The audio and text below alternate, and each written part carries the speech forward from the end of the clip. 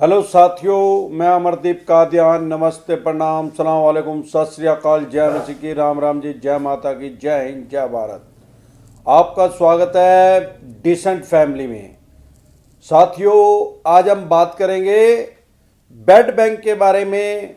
Bed bank के बारे में लोग बहुत से कमेंट कर रहे हैं, बहुत से सवाल कर रहे हैं। इस टॉपिक पे मैं ऑलरेडी एक वीडियो बना चुका हूँ। हर चीज के दो पहलू होते हैं सिक्के के, एक तरफ चैन है, एक तरफ बुत है।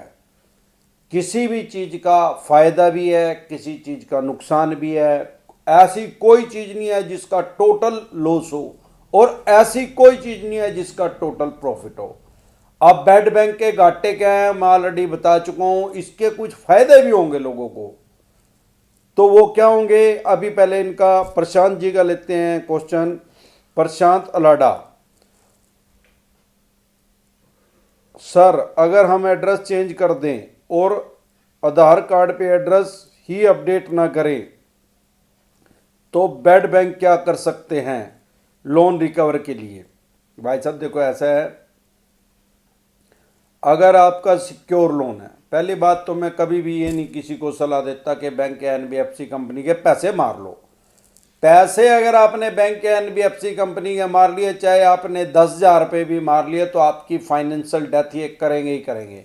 आपका सिविल धड़ाम से नीचे गिरेंगे, उसको डेड कर देंगे। फ्यूचर में कोई भी बैंक या एनबीएफसी कंपनी आपको लोन नहीं देगी। इवन आपके बच्चों को भी लोन मिलना मुश्किल हो जाएगा। सबसे पहली बात तो ये है। अब अगर आपके क्वेश्चन का मैं जवाब दूं, भाई बेड बैंक आएगा, वो तो कन्फर्म हो गया आएगा।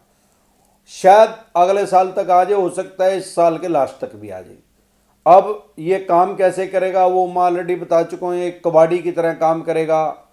जैसे आप घर में आपका सामान होता है और गली में कबाड़ी वाला आता है, तो आप 100 रुपये की चीज़ उसको 10 रुपये में बेच देते हैं, क्योंकि वो आपके लिए यूजलेस होती है, किसी काम की नहीं होती। अब वो उसको 10 में लेके चला जाता है, चाहे वो उसको 5 रुपये की बेचे, चाहे 25 रुपये की बेचे, आपको उससे कोई मतलब नहीं होता। तो ऐसे ही बेड बैंक करेगा। बेड बैंक क्या करेगा, जो बेड लोन होंगे, जो नहीं दे रहे होंगे, लोगों के एनपीए में गए होंगे और वो नहीं मिलने के चांस होंगे बैंक को, तो बैंक उनको कबाड़ी के रेट में उनको बेच देगा बेड बैंक को। बेड बैंक क्या करेगा, किसी को लोन नहीं देगा, उसके पास ना ही किसी के पैसे जमा करेगा। उसका तो वो तो बैंकों का कबाड़ी है, वो तो सिर्फ बैंकों से लोन खरीदेगा और उसको फिर अपने हिसाब से कवर करेगा। अब सवाल ये आता है, मान लो बेड बैंक आ गया, वो तो आएगा ही। आप कह रहे हैं कि आपने कोई लोन ले रखा है, आप वहां से फरार हो गए और कहीं चले गए, और आपने आधार कार्ड में अपडेट ही नहीं करवाया, एड्रेस वही रह गया। वो तो ऐसा तो तब हो सकता है जब आप रेंट पे रहते हो या आपने अपना मकान ही सेल कर दिया। तो अगर आपका सिक्योर लोन है, सिक्योर लोन में तो आप मकान सेल ही नहीं कर सकते। आपने सिक्योरिटी रख रखी है, वो सिक्योर लोन को ऑक्शन करके, बोली करके, सेल करके अपने पैसे ले लेंगे। अगर अनसिक्योर लोन है, आप वहां से साफ हो गए। अभी मेरे पास एक कमेंट और आया, वो 40 लाख रुपए तक का उनका पर्सनल लोन है और उन्होंने अपना मकान बेच दिया, वो कहीं और रहने लगे। वो भी आपसे सिमिलर ही है, मिलता जुलता है। अब वो कह रहे हैं कि जैसे आप कह रहे हैं भाई हमने अपडेट ही नहीं करवाया।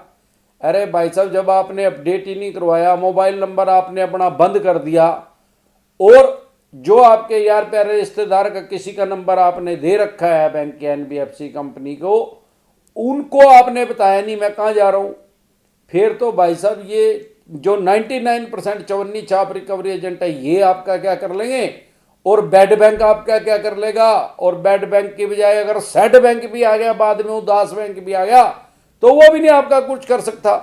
जब तक आप मिलेंगे नहीं तब तक आपका क्या होगा, जब आप मिलेंगे उसके बाद कार्रवाई होगी। सिक्योर लोन में क्या हो सकता है आपके साथ, मैक्सिमम उस टॉपिक पे मैं वीडियो बना चुका हूं। अनसिक्योर लोन में आपके साथ क्या हो सकता है, उस टॉपिक पे मैं ऑलरेडी वीडियो बना चुका हूं। आपको चेक करना है, सिक्योर लोन डिसेंट एडवाइज लिख दो, अनसिक्योर लोन डिसेंट एडवाइज लिख दो, कोई दिक्कत परेशानी नहीं है। लगभग 400 वीडियो में डाल चुका हूं, कुछ टाइम के बाद पूरी होने वाली है, 450 से ज्यादा ही होगी है। हर टॉपिक पे, हर विषय पे लगभग मैं वीडियो बना चुका हूं। आपको किसी भी तरह की दिक्कत परेशानी आ रही है, आपको तुरंत उसके बारे में राय चाहिए, तो आप वो वीडियो देख लें। जिस टॉपिक पे आपको सेटलमेंट के टॉपिक पे चाहिए, आप सेटलमेंट और डिसेंट एडवाइज लिखे, तुरंत प्रभाव से आपके सामने वो आ जाएगी। तो ऐसे किसी भी विषय पे आप लिखेंगे, आगे डिसेंट एडवाइस लिखेंगे तो तुरंत मेरी वीडियो उस विषय पे आ जाएगी। फिर भी कोई चीज़ आपको नहीं समझ में आ रही, दिक्कत परेशानी है, आप कमेंट कर ले, मैं आपका जवाब दे दूंगा। अब मैंने आपका जवाब दे दिया भाई, अगर आप जब तक आप नहीं पाएंगे तब तक तो आपका कुछ भी हिटेगा नहीं। बस फिर भी कोई दिक्कत परेशानी किसी तरह की आए तो आप दोबारा से कमेंट कर सकते हैं। गुंजन चवन, सर मैंने जीरिया उद्योग मंडल 15 बेरोजगार लोन लिया था बिजनेस के लिए, लेकिन मेरा बिजनेस 1 साल तक चला, बाद में वो डूब गया और मैं EMI नहीं भर सका। बैंक ने नोटिस भेजा है, अब मैं क्या करूं? भाई साहब, ये बिजनेस लोन जो है मेरे ख्याल आपने अनसिक्योर लोन लिया होगा, क्योंकि बेरोजगार योजना के तहत लिया था। अब आप अनसिक्योर लोन के टॉपिक पे मैं एक वीडियो बना चुका हूँ, आप उसको देख लें, आपको सारी बात समझ में आ जाएगी। फिर कोई दिक्कत परेशानी हो तो दोबारा कर लेना। प्रदीप, सर मेरा 4-5 अलग अलग लोन है, मैंने मकान बेचकर दूसरी जगह शिफ्ट हो गया हूँ। बैंक वाले मेरा नया एड्रेस ढूंढने के लिए मेरी कॉल डिटेल निकलवा सकते हैं क्या? मैंने मोबाइल नंबर भी बंद कर दिया है। मेरा अनसिक्योर्ड लोन 45 लाख का है। मैंने अब लोन लिया था जब किसी का भी नंबर नहीं दिया था, मेरा ही नंबर था, मैंने सब नंबर बंद कर दिए हैं।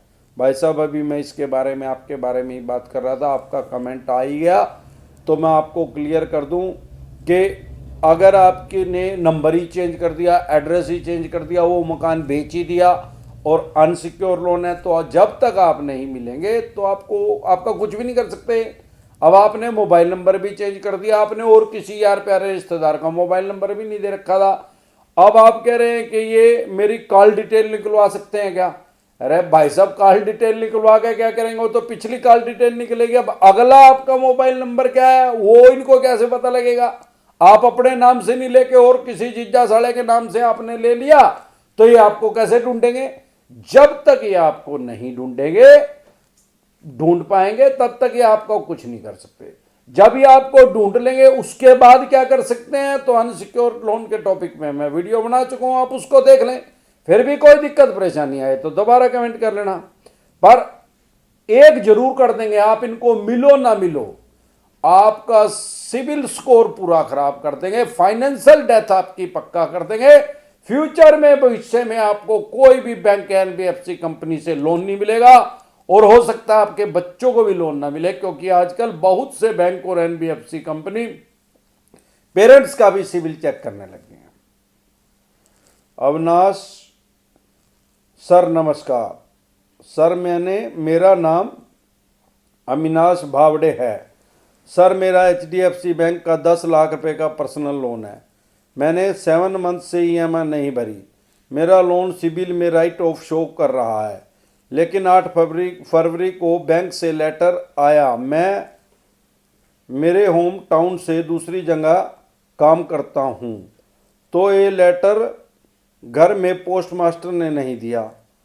अब वो लेटर क्या हो सकता है, ये चिंता लगी है, प्लीज़ कुछ बताएं। भाई साहब, अगर आपको उसने नहीं दिया, पोस्ट मास्टर जो भी डाकिया है आपके एरिए में, आप क्योंकि वहाँ रहते नहीं है, तो आप स्थानीय डाकघर में जाके, जहाँ से पोस्ट आती है मुख्य डाकघर के अंदर, वो दोबारा जमा होगी, वहाँ पे जाके आप अपनी निकलवा लें।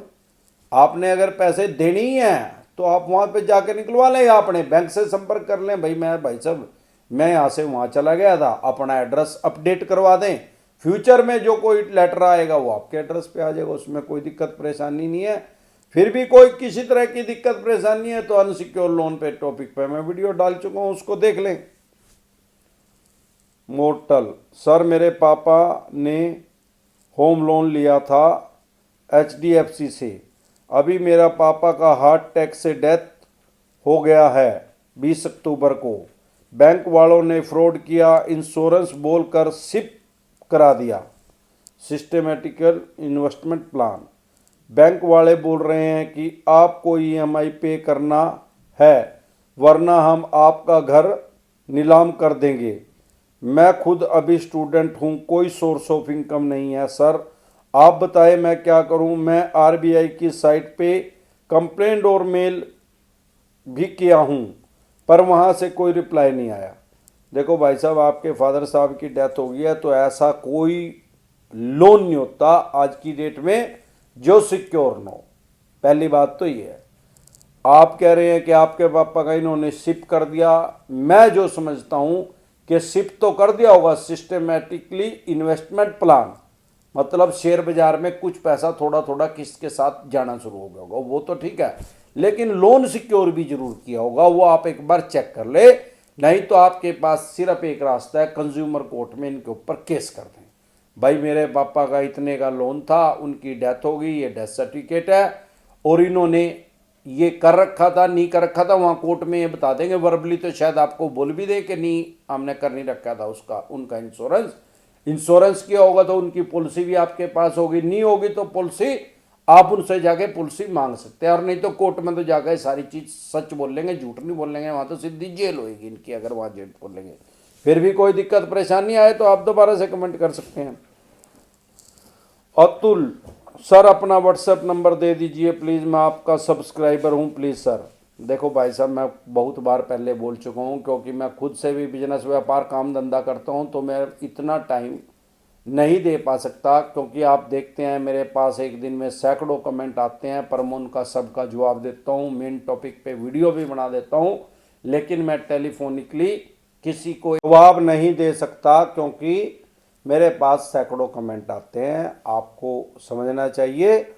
और इसी तरह की या किसी भी तरह की कोई भी दिक्कत परेशानी आपके किसी भी यार प्यारे रिश्तेदार को हो, या आपको किसी तरह की कोई समस्या हो, डिसेंट एडवाइस चाहिए तो आप कमेंट कर सकते हैं, आपके यार प्यारे रिश्तेदार भी कमेंट कर सकते हैं, उसमें कोई दिक्कत परेशानी आने वाली नहीं है। नमस्कार।